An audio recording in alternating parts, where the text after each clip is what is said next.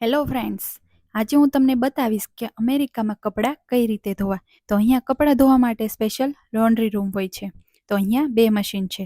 એક છે washing machine કે જેની પ્રતિ વોશ પ્રાઇસ છે $2 એટલે કે $166, અને બીજું છે ડ્રાયરનું મશીન કે જેની પ્રાઇસ છે $1.5 એટલે કે $124. આ છે ટોપ લોડનું વોશિંગ મશીન.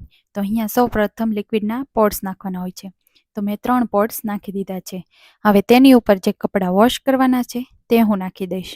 અને અહીંયા પેમેન્ટ કરવા માટે સ્પેશિયલ લોન્ડ્રી કાર્ડ હોય છે, જે હું એન્ટર કરીશ અને તેમાંથી $2 કટ થઈ જશે.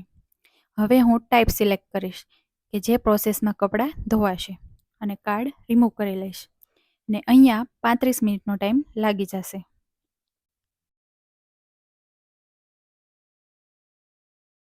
35 મિનિટ થઈ ગઈ છે અને હું આવી ગઈ છું. અહીંયા ડ્રાયરના મશીનમાં આ એક ડ્રાયર શીટ નાખવામાં આવે છે, જેથી કપડામાં કરચલી નથી આવતી અને કપડાં સોફ્ટ રહે છે. તો ચાલો ફટાફટ હું બધા જ કપડાને ડ્રાયરના મશીનમાં નાખી દઉં છું. અને અહીંયા પણ સેમ પ્રોસેસ છે. કાર્ડ એન્ટર કરવાનું છે કે જેમાંથી $1.5 કટ થઈ જશે. અને અહીંયા હું ટાઈપ સિલેક્ટ કરીશ કે જે ટાઈપમાં કપડાં સુકાશે.